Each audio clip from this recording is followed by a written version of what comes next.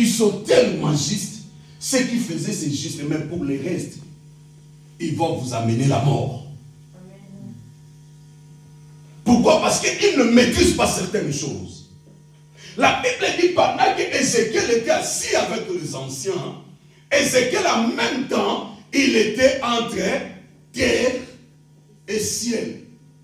Dieu l'a montré maintenant des choses qui passent. Il y a la jalousie, il le voyait. Il y a ceci, il le voyait. Il y a cela, lui il voyait. Il dit voilà l'abomination. Voilà pourquoi je frappe. Voilà pourquoi ces anciens-là ne me plaisent pas. Voilà pourquoi telle personne ne me plaise pas. Mais pendant ce temps-là, les anciens étaient avec lui. Ils disaient, tu sais, nous t'aimons. Dieu a dit faux. Il ne t'aime pas. Vous savez, il y a d'autres personnes, quand tu marches avec, ils te tiennent même dans la main. Je dis, je ne t'abandonnerai pas. Point. Faux.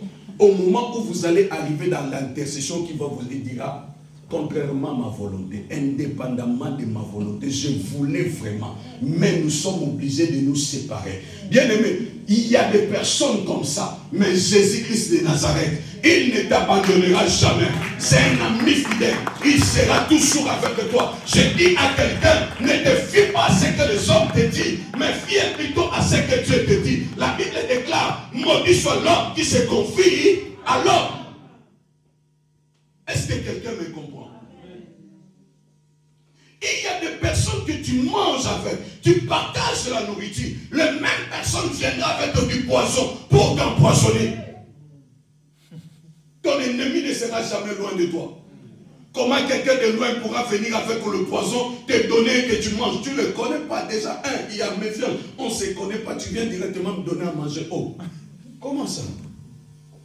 J'étais en train de marcher. Monsieur, tiens, prends à manger. Ah, comme ça seulement. Ah, même toi-même, même si tu n'es pas spirituel, tu vas trouver ça bizarre. Est-ce que quelqu'un me comprend? Il y a des choses, bien aimé, il faut que le Seigneur t'ouvre les yeux.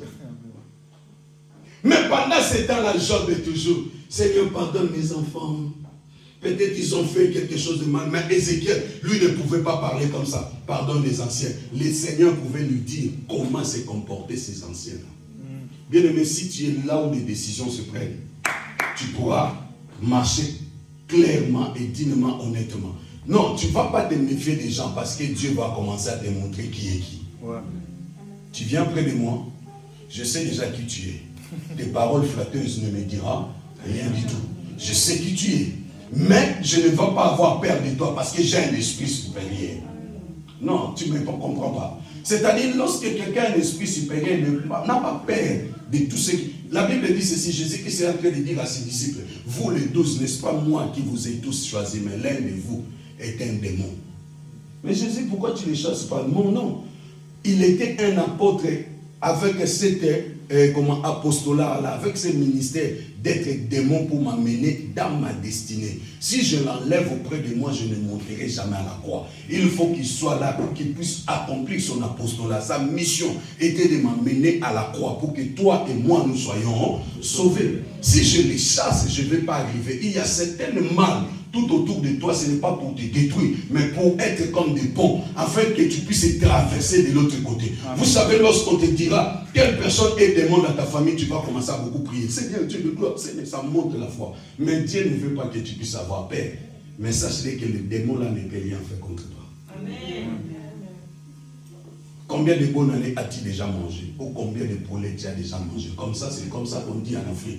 Bonne année, c'est synonyme au poulet.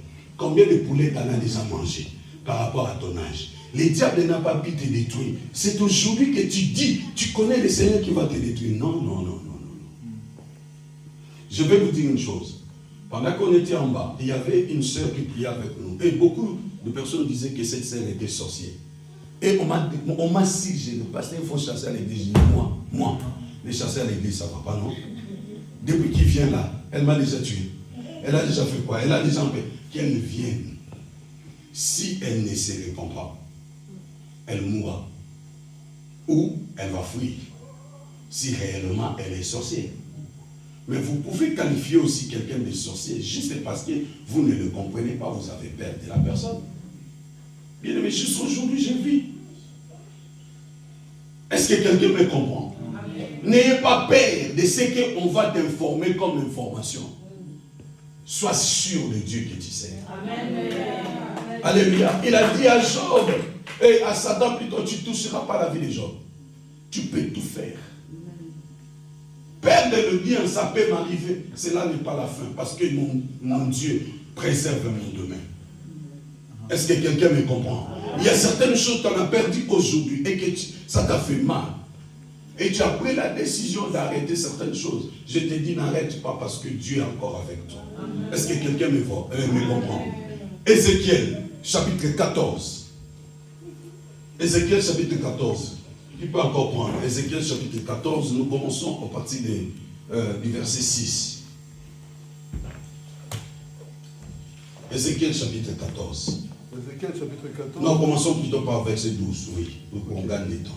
Ézéchiel 14. 14, 12. Et tu descends. Verset 12. La parole de l'Éternel m'a été adressée.